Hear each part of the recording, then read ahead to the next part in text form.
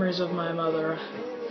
It's a very tough decision. I would have to say one would be me, her, Jenna, and Taylor went up to the MTC in Utah to take Taylor to his mission, and then Jenna decided to be a total loser and ditch us. So me and Mom had to drive home by ourselves, and we had to go to the pass, you know, the mountains between California and Nevada, in the freezing cold. Ice, we had to get chains. The windshield wipers were freezing. We'd try, they would go, and then it would break and stuff. So we pulled over at a gas station, and it was snowing outside, of course, and we just bought this big, huge jug of just little water bottles. And the windshield started to freeze, which is why we bought the water. So what I would do, we had a process. It was very, very good process.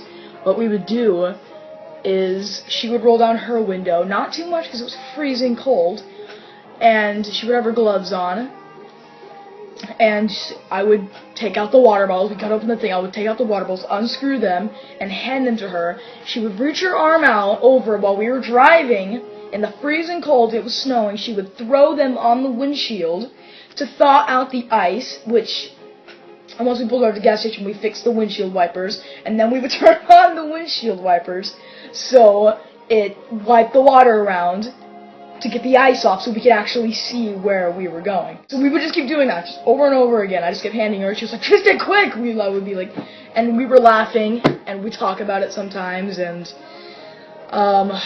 yes, I would say that is a very good memory. Just one of them. My favorite memory of my mom, or at least one of my favorite memories, isn't the kind of memory that people would expect. It's not like this big moment happened, but it's a time when my mother was just so my mother, and so when I think about her, I think about this memory.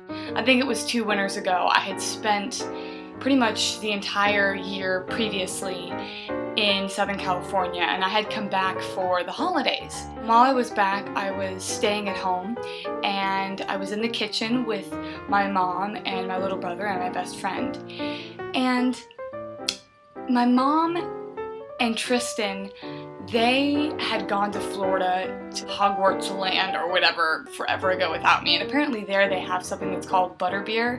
It's like a part of the Harry Potter world. My mother, after tasting it, came home and taught herself how to make it. And obviously I haven't had the butterbeer that's at Hogwarts Land, but my little brother has, and he said that it was better. But regardless, she was in the kitchen and she was explaining how to make it, and she was adding all these ingredients, and it was actually so good I almost can't. Even thinking about it, my mouth's watering. But the real thing is that in that moment I remember thinking that there's pretty much little to nothing that my mother can not only do, but she knows how to make the people in her life endlessly happy.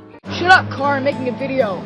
Every day when she picks me up from school, she always brings me a drink and a snack because, you know, she's awesome. She has this weird connection to my mind where she knows exactly what I'm feeling, exactly what I want. So, like, if I run the mile and I'm, like, insanely thirsty, she'll bring me a Monster because I'm, like, insanely thirsty. And sometimes she'll bring me a smoothie. Whenever I had a crappy day at school, a boring freaking day, she's always there smiling, "Hi, honey," and always gives me all the stuff that she gives me. So, yeah. So that's probably one of my favorite things about Mother. My mother she's brilliant. She is a director. She is a choreographer. My mother is a creator. She's a person of laughter. She's a person of joy. My mother loves her children. So much of who I am is because of my mother. So much of who my little brother is because of my mother. My mother is my mother. Happy Mother's Day, mothers. Happy Mother's Day, Mom.